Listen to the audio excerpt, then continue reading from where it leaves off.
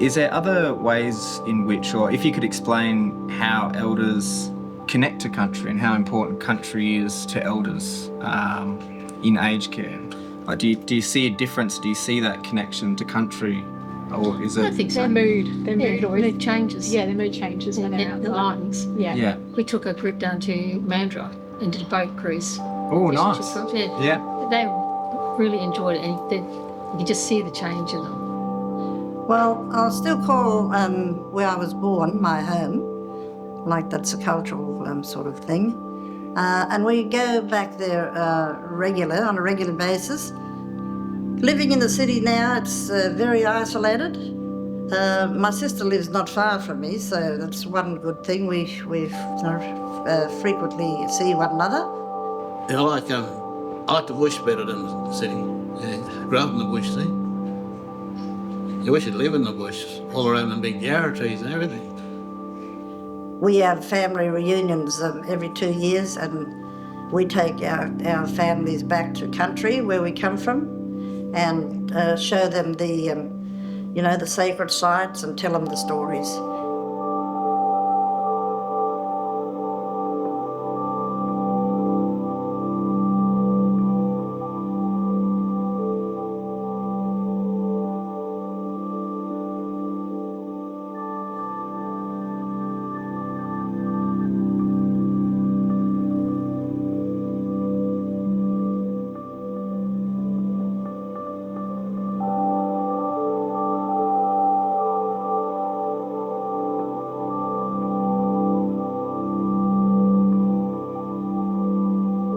And what are some of the benefits that you've seen in regards to taking elders out, whether it's even at the park or in nature or up in the hills? Just spending time outdoors. Try and, like, we've taken them to the park today, just getting outside, getting the fresh air. That's probably another way. We do bus trips out, up to the hills and to different places around. We've done out to, like, York and stuff. Oh, yeah. It's important, but it does get very difficult once you go into aged care, and particularly if you're not physically well. It gets very difficult to organise transport, and get family to come in and take them out. That's really good that you're able to do that. But as you said, it takes a bit of organising, and it's not easy. What are some of the challenges that you face in regards to trying to organise things like that?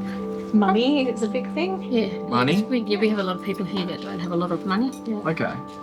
Their physical illness as well. So they would we'll pop them down on the list, say, do you want to, we've booked this in for next month, are you keen? You check, a few days before, they're still ready to go. And on that morning, they're like, I'm just not feeling good and they just don't want to go. Yeah. Because that can change daily. Very fortunate here in Kwinana, there's still a lot of bushland around the place. So, the elders here in Kwinana have been here for 30 odd years. I mean, my family itself have been here 40 years in Kwinana, and it's just, even just going down the back to Thomas Oval, around the bushland there, you still a lot of kangaroos and rabbits around the area, so just getting connected to country sort of that way.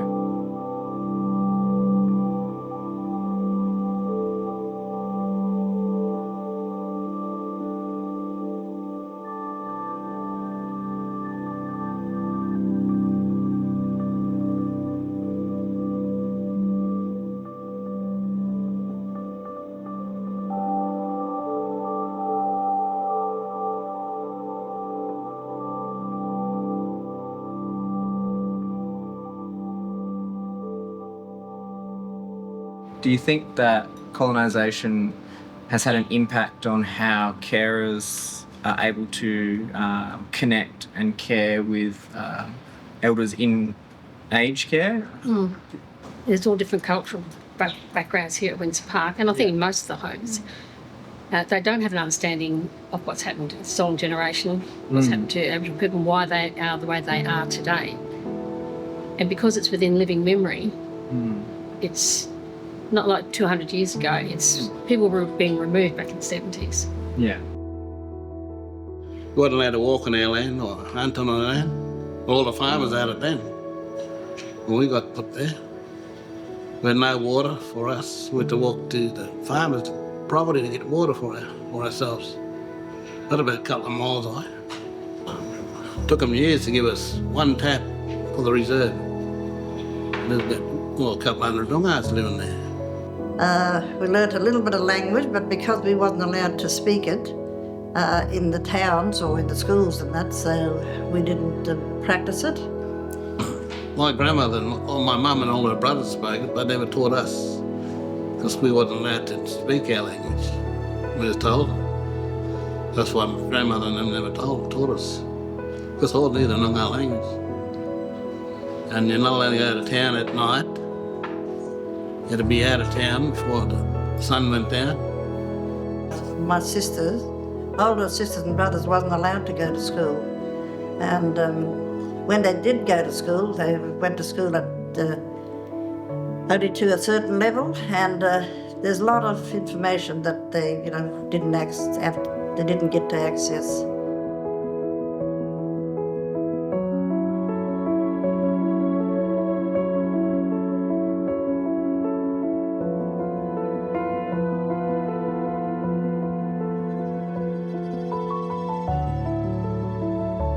What are some techniques or ideas that you think help when they are triggered? One of the things that one of our residents experienced a lot of like her stuff being stolen, like her clothes and stuff when she was in the mission, and she hated all our laundry gets taken off site and washed in the big laundry. Okay. But we've also got a little laundry for like, small items. So the team just made sure that her washing never went off site. We did it in a little laundry, and every time she'd start getting upset that her clothes had been stolen, we'd take her and show, look, they're just in the washing machine, they're just getting dried, and that just helped reassure us. I can't believe how much of an impact that the stolen generation is still having on something as simple as the laundry and where it goes and being off site, and someone's experiences from those missions of their clothes being stolen is quite just astonishing that it's still being impacted that way, the elders and their well-being, but then how much it impacts everyone else as well. For us working here, we have had clients that have gone through obviously being stolen and taken.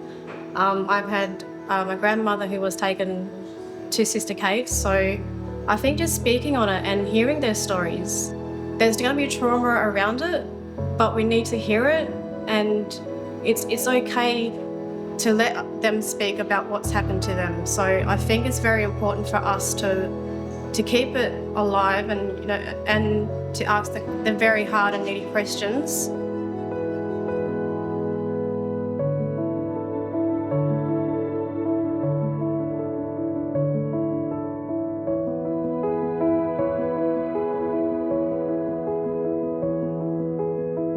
How helpful do you think that understanding and knowing that history or that social history of elders can help care for them?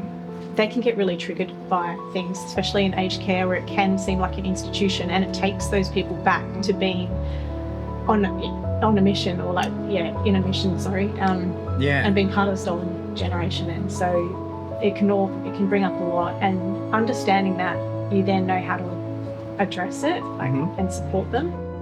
One of the great things, I know we were talking previously about building trusts with elders, and obviously social history, learning about the history is a big part of that. Is there anything that could disconnect that trust, or things to be mindful of that other aged care workers could think of that could really help, or kind of do's and don'ts, but like the don'ts, what would compromise that trust? Don't Honest. lie. Be honest. Be honest? Particularly we take a lot of younger people, they know. And if they find out you've been lying to them, or you don't tell them the truth, they know. Yeah. And then they lose it. It just breaks something in them that you just lose that connection and that rapport.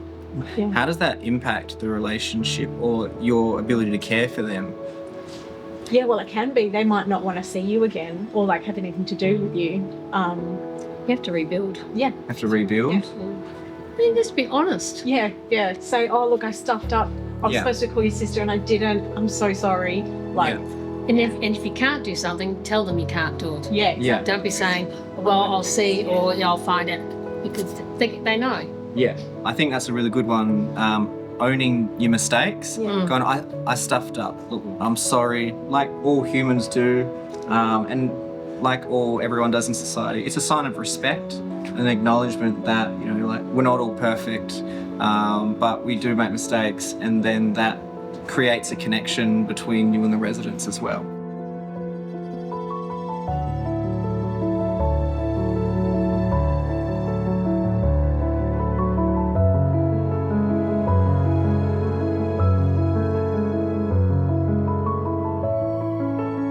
The last point I really want to talk about was the Good Spirit, Good Life framework and tool, because it's something that here at Hall and Pryor you guys have been using.